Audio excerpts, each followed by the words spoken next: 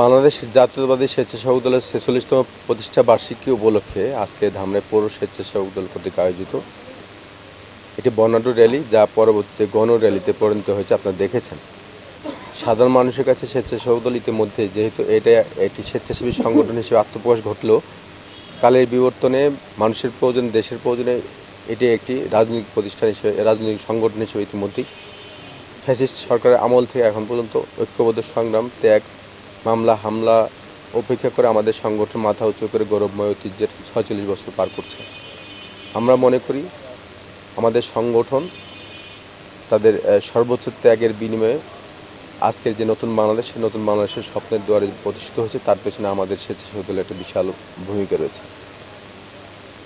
আর আপনি যেটি বললেন যে রাষ্ট্রপতি নির্বাচনের বিষয়, সেটি হচ্ছে গত ফ্যাসিস্ট আমলের ১৫ বছর মানুষের ভোটের অধিকার হরণ করে বারবার একই মুখ নিজেরাই নিজেদের মতো করে তারা দেশ শাসন করেছেন, দেশ পরিচালনা করেছেন। তাতে মানুষের কোনো অবস্থান, মানুষের কোনো মতামত ছিল না, মানুষ তারা নাগরিক অধিকার থেকে বঞ্চিত ছিল। কিন্তু এইবারে গণমানুষের রায়ে বাংলাদেশের ২৩তম রাষ্ট্রপতি নির্বাচিত হয়েছেন, যেটি ইতিমধ্যে সারা বাংলাদেশের মানুষ এবং বিশ্ব মিডিয়া যেটিকে অভিনন্দনের মাধ্যমে বরণ করে নিচ্ছেন। আমরা জাতীয়তাবাদী স্বেচ্ছাসেবক দল আমাদের নেতা দেশনায়ক জনাব তারেক রহমানের বিচক্ষণ নেতৃত্বকে সম্মান করছি।